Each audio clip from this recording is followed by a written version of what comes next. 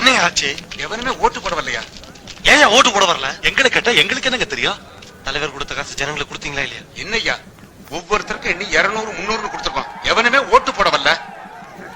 வாங்க லீடர் கிட்ட போலாம். ஓட்டு போட வந்த ஜனங்களை ஓட்டு போட வேண்டாம்னு தடுத்துட்டீங்க. இது ஜனநாயகத்துக்கு விரோதம் இல்லையா? Correct sir. இந்த ஊருக்கு ரோடு போட சொல்லி 15 வருஷமா நாங்க எல்லாம் கேட்டுட்டு இருக்கோம். ஆனா இது வரைக்கும் யாரும் போட்டு கொடுத்தது இல்ல. இந்த ஊர்ல இருக்க தெருவுக்கெல்லாம் விளக்கு போட சொல்லி 15 வருஷமா கேட்டுட்டு இருக்காங்க. ஆனா இவங்களை பொறுத்த வரைக்கும் இன்னும் விடியவே இல்லை. எனக்கு நினைவு தெரிஞ்ச நாள்ல இருந்து ஒரு மைல தூரத்துக்கு அந்த பக்கம் இருந்துதான் குடிக்க தண்ணி கொண்டு வந்துட்டு இருக்காங்க. Correct sir.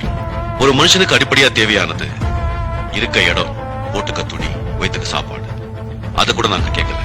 நாங்க கேட்டதெல்லாம் நடக்க நல்ல தெரு, அதுக்கு ஒரு வெளிச்சம், குடிக்க தண்ணி. அதை கூட இவங்களுக்கு கொடுக்க வைக்கல. இனிமே இவங்களை நம்பி பிரயோஜனம் இல்லை.